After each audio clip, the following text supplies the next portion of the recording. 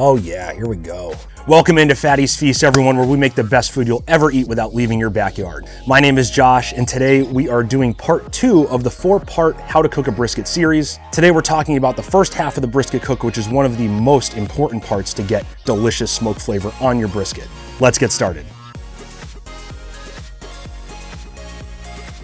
So like I said, this is part 2 of the 4-part How to Cook a Brisket series. If you haven't checked out part 1, I'll put a link in the description and a link right here. Part 1 is all about trimming, seasoning, prepping your brisket so it comes out delicious in the end. As you just saw, I have my charcoal chimney lit below me. If you want to see how I build a great fire and build a great coal bed for cooking briskets, check out my fire management video. I'll put a link here as well. So I'm going to let these charcoal briquettes burn down so they're nice red and hot, and then we will build our coal bed.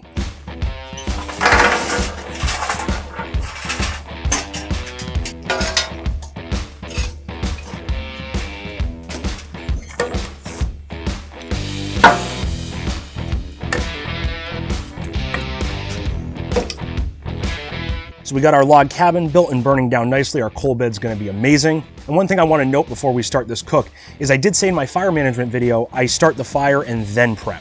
When I'm doing a brisket, however, I usually build my log cabin after I prep. So I'll start my charcoal and then I will cut the brisket and season it, and then I'll come out and build my log cabin. And the reason for that is I want the brisket to get to room temperature or somewhat near it before I put it on the smoker. You can do a lot of damage by putting a cold piece of meat on a hot smoker, even if it's at low temps. And you really want to avoid that at all costs because you spend good money on these cuts of meat. I will say though, if I'm doing any other kind of meat, chicken, pork, fish, I'm not letting it sit out and getting to room temperature. You don't want to do that. That's not safe. That's just asking to get really sick. Red meat, however, completely fine. And I wouldn't say leave it out for 2 hours, but usually a half an hour to 45 minutes will do the trick. So we got about 15 more minutes before the smoker comes down to where we want it, which is about 250. But I want to bring you inside and show you what I'm doing with those trimmings from the first video. Okay, so I got my trimmings here, sort of tight quarters because I still have this brisket right next to me. And I got my cutting board, my small cutting board here. And basically all I'm gonna do is I'm gonna look for pieces that have fat on them, which is all of them. So I'm gonna cut the red meat off for the most part, and then I'll throw it in this freezer bag, and we can use that for other things, burgers, whatever you wanna make. But I'm just cutting the fat off here because I'm gonna make some beef tallow. And the neat thing about this is you can do this while you're smoking your brisket. Beef tallow is fairly easy to make. It's literally just rendered fat. It's always good to have some on hand, not only for briskets, but for other things too. And then when you smoke it, it just brings it up to a complete different level. Okay, so here's our fat. I'm actually gonna slice some of these up just so they melt a little easier. This stuff is getting very soft already because my house is so damn hot. All right, that's good enough. I'm not gonna drive myself crazy. And then this is what I got left over. We're gonna throw that in the freezer. Now that that's done, let's go throw our brisket on the smoker.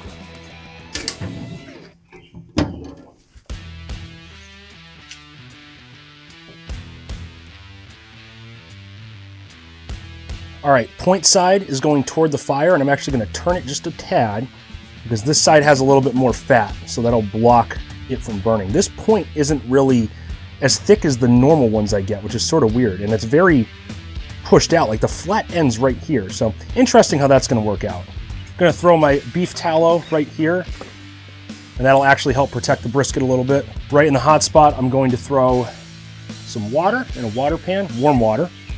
And then right here, and on the end, I'm throwing temp probes. That way I can see what my temps are running in front of the brisket and behind the brisket. And now let's shut her down. I put a piece of wood on right before I threw this on, and we lost a lot of heat, as you can see. That's why I always say do that. And now the fun part, we wait. I'm gonna keep my temps lower, around 225, 250-ish. I'm gonna do my best to burn a clean fire. If it gets a little dirty, that's really not a big deal. It'll actually add a little bit more smoke flavor. But if I'm burning a really dirty fire, yeah, we don't really want that. It's gonna make everything really bad. Now, these first few hours are very critical. First of all, you're not gonna look at your meat at all. There's no reason to look at it. This is the time of the cook where the meat's gonna absorb the most smoke flavor. So the level of dirtiness in your fire will really make or break your end product. If I can keep my smoke around that level, that bluish, somewhat dirty, but not terrible, it's gonna make this thing fire. Get it? Fire. I'm full of them today. This is great. And also notice I didn't put a temperature probe in. There's no reason to. The brisket's not gonna be done for about 12 hours. And honestly, I never throw a temperature probe in my brisket anyway because I go off feel when it's done. But we'll talk about that in video part 3. Temps are back down to 220. That's going to be perfect. And looking at the time, it is 2 o'clock. That's exactly when I planned to have this thing on for. So I'm very happy. And I was running behind today. So target time for this thing to be done is about 2 a.m., which will work out perfectly. So I'm going to go do what I do best, and that's sit back in my chair, do absolutely nothing except smoke cigars, drink beer, and maintain a fire. And I couldn't ask for a more perfect day. It's like 85 degrees out. So we'll see you guys at 5 o'clock to see how we're progressing.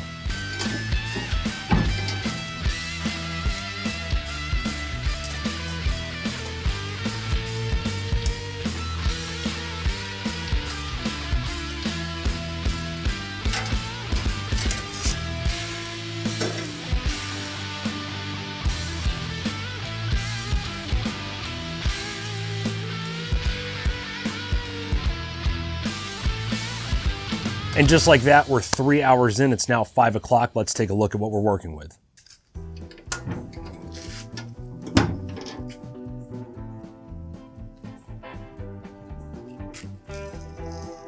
So we're looking pretty good for 3 hours in. Obviously, we have a lot of work to do and a lot of smoking left.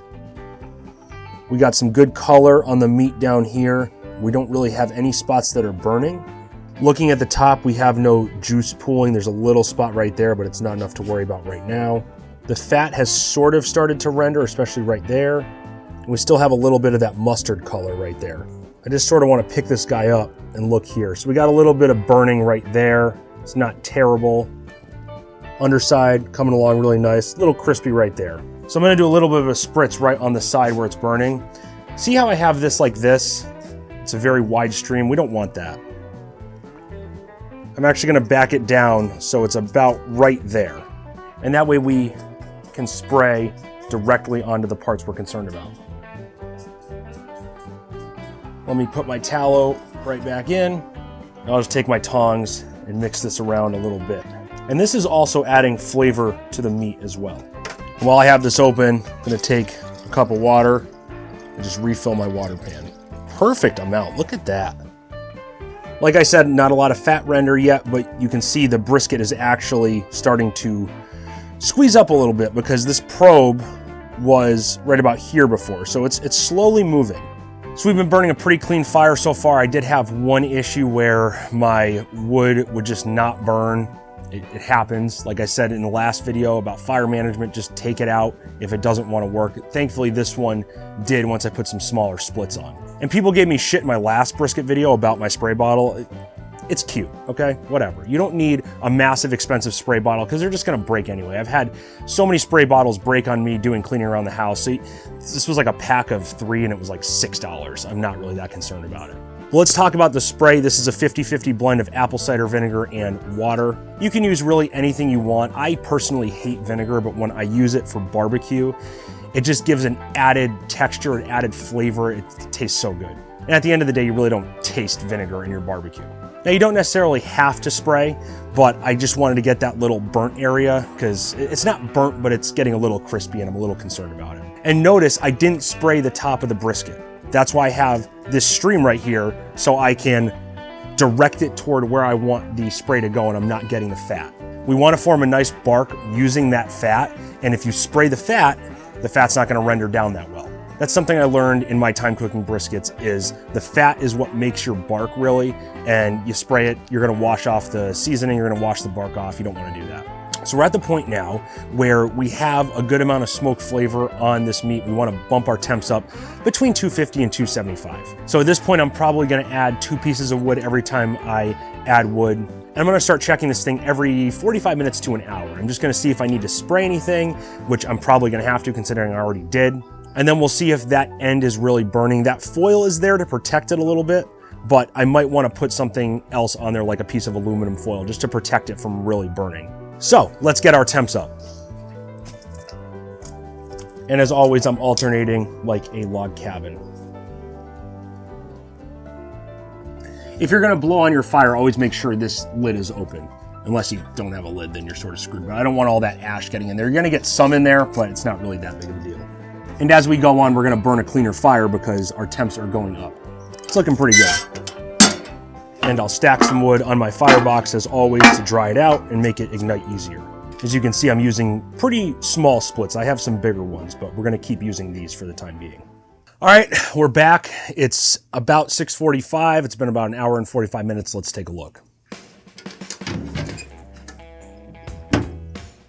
All right, still building some great color. We got some pooling on top there.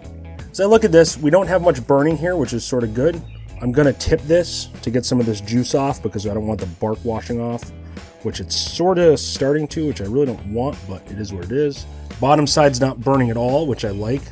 So I'm just gonna give this one more spritz right around here. And then I'm gonna take a piece of aluminum foil. I'm just gonna rest it right here just to protect that edge of the brisket. Once again, it's not terrible, it's not burning up or anything, but I just want to protect it a little bit more. If I take my finger here, fat's still very pliable. It's not rendering that much right now. Give it a few more hours, it should be completely fine. I'm just gonna spray a little bit on the underside too. We can see right here the fat, the decal, is sort of starting to render down a little bit. That's a big ass decal, so we're gonna be in good shape. One more spritz. So I'm thinking we got 3 more hours at the temps between 250, 275. I've had some 300 spikes here and there, not really a big deal. But we're just gonna keep going until we think it's time to wrap. And that's probably gonna be, like I said, 2 to 3 more hours. We want this to get as much smoke flavor, develop a nice bark, and I think we'll be in good shape. We've got a nice clean burning fire for the most part. Let's add another bad boy on here. That should get our temps up very nicely. And right here, I've been running my vent about halfway open. It's proving to be pretty good, and if I need to, I'll just shut it down a little bit like that. All right, it's now 7:45. It's been another hour. I want to take another look at this. Oh yes, we've made some progress. As we come in here, we can see there's a lot of pooling on the top, so the fat's starting to render. We have minimal burnt spots, which is great. I'm gonna take this now once again, do a little bit of a drainage of the juice. Looking at it, there's not many crispy edges. There's one right here, so I'll spray that. But other than that, we're looking really good. I just want to pick this up and show you guys what I'm looking at. So that edge is protected, a little bit of crispiness there. The bottom, I didn't really get that on camera before, but that's looking really nice. It's not burnt at all because the temperatures are even across the grate. Look at that, that looks great. So we got some dirty smoke again. I'm just gonna spray this down. Avoiding the fat. I do want to get an internal temp just to see where we're at. So if I go into the point, we're at 156, right on schedule. And then in the flat, look at that. 150, we're completely even. That's great. I'm so happy. And while we're out here, let me do another fill up of this bad boy. Got a little bit of a dirty fire running here. Now when I'm blowing it, I'm blowing on the top of it, sort of downward, so I don't get all that ash going into the smoke chamber. There's gonna be a little bit, but that's not a big deal. We have a bunch of shit in the way, so it shouldn't really affect our meat. So just some things I'm looking at. Obviously, I'm looking for fat render. We're not at the point where we wanna wrap, obviously. Got a little bit of the seasoning washing off. That's not really a big deal. The bark's still sticking. We still got pooling there. You always wanna get that juice off so you can get a really good bark. You don't wanna keep that pooling on there because you're just gonna wash the bark away. But like, it just looks so freaking good so far. Just take a look at that. So I know I keep showing you guys a lot of the same stuff. You know, I open the smoker up, look at the brisket, it's coming along, spray it, whatever. But the reason I'm doing that is I want to show you the progress and where you should be at over the few hours that you're adding just bark and smoke flavor to this thing. Like I said, part 3 is going to be the second half of the cook where we wrap the brisket. And that's where I'll talk about the signs you're looking for when you should wrap, because it's not all about temperatures. You saw we're at 155. Some people would say, oh yeah, wrap it at 155. No, we haven't developed a good enough bark yet. So be sure to watch that video if you want to know when to wrap your brisket. But I'm just going to keep doing this same process, spraying anything that I think is a little bit too crispy, maintaining temps around 250 to 275, more so in the 275 range. If I get to 300, not a big deal. We're at the stage now where we're trying to render the fat, especially in the middle of the brisket, and develop a really good bark. And as I look down at my grease drain, I really don't have a lot of grease dripping out yet. So that's a sign that I'm nowhere near the point where I need to wrap. So by the end of this video, we should be at a point where I see a bunch of grease dripping out of here, and that's a good sign. It's time to wrap and that we're rendering fat.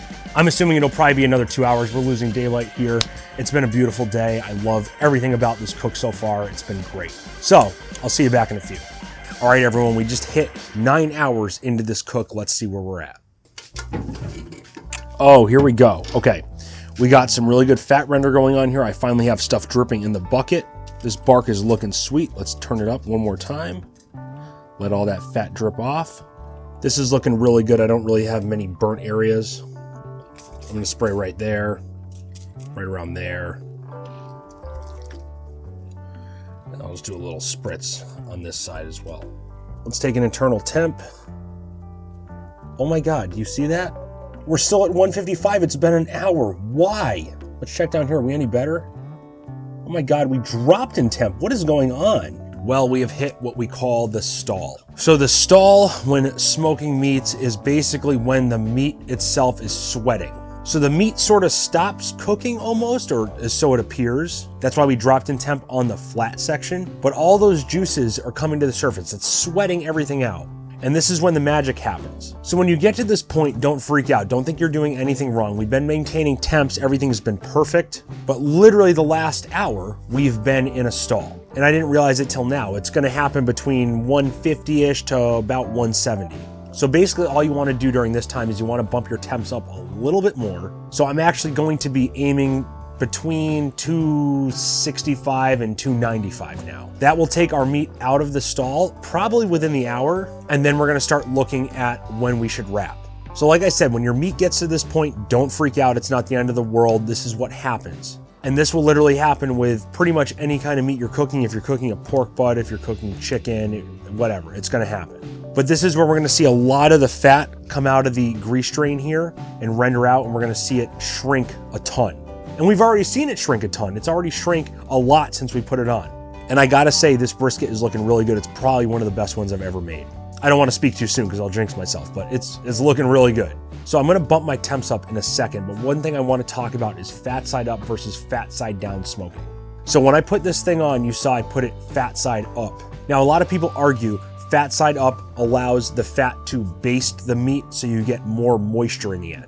I don't believe that. I think it's a load of bullshit. I think what you need to do to decide whether you want to put your brisket fat side up versus fat side down is know your smoker. So previously when I had a baffle plate in the smoker, which was right here and pushing the heat to about here, this was the hot spot, I would put my brisket flat side down because the heat was coming up right where the point was. And I wanted the fat to protect the brisket from burning, which at the end of the day made the brisket sort of look like shit because there was a lot of, grate marks and stuff like that because the fat would just sort of seep down, but I wouldn't get a burnt bottom, which like I said, I did in the past. After I've taken that baffle plate out, I have had amazing results with putting it fat side up and then the bottom of the brisket not burning. So if you're using something like a Weber kettle where the heat is directly under and coming right up on the brisket, I would recommend putting it fat side down. Like I said, I don't think you lose any kind of moisture or any fat or anything like that. It's not gonna seep into the meat.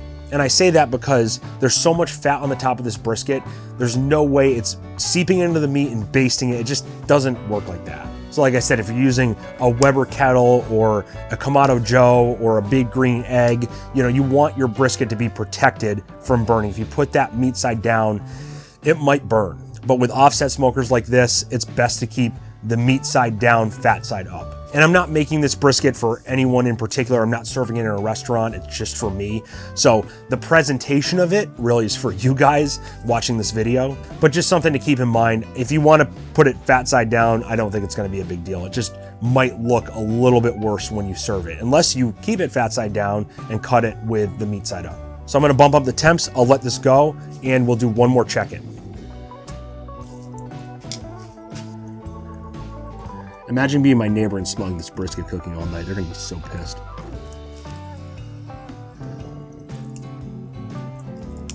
There we go. All right, so we're 10 hours into this cook. It's just about midnight. Let's take a look. We've been maintaining temps between 300 and 275 for the most part. And when we open this up, we have an amazing looking brisket so far.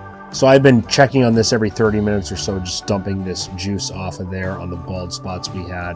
But looking at this, the bottom looks amazing. We have a great bark forming here. This is gonna be delicious. I mean, this thing is just tight as hell. Look at that shit, amazing. So I'll just do one more spritz around the edges, just to make sure there's no burning. If I take my glove off, that fat is looking really, really good. Even if I lift that part up where it was burning before, there's really nothing there to worry about. I just want to take an internal temp real quick, and we are at 171 in the point, 159-ish in the flat. And then in the middle, 162. So we're right about where we want to be. Let me mix this tallow up right quick. We have some very crispy little fat pieces right here that are rendering down, and I'm probably just going to throw these out. We don't really need those, but we're getting there. We have a lot of beef fat here just sitting in the smoke. So like I said, this video was a lot of repetition, doing the same things over and over again, but I wanted to give you guys some insight of what I do in the first half of a brisket cook. The next video, we're going to actually wrap it. I'm going to talk about what I look for when I wrap a brisket, and I'll also talk about what I look for when a brisket's actually done. So be sure to check that out. I'll put a link in the description and right here. But if you liked what you saw today, please like this video, get my content out to more people. If you have any thoughts or suggestions about when you cook a brisket, things you do, please leave them in the comments. I'd love to hear from you. Right here, I'll put part 3, so you can check that out. And then right here, I'll put my numerous smoking videos. You can check those out. Hours of entertainment. And then in the middle, if you love me so much, you can subscribe. Until next time, everyone, stay safe, stay happy, stay healthy, and stay healthy.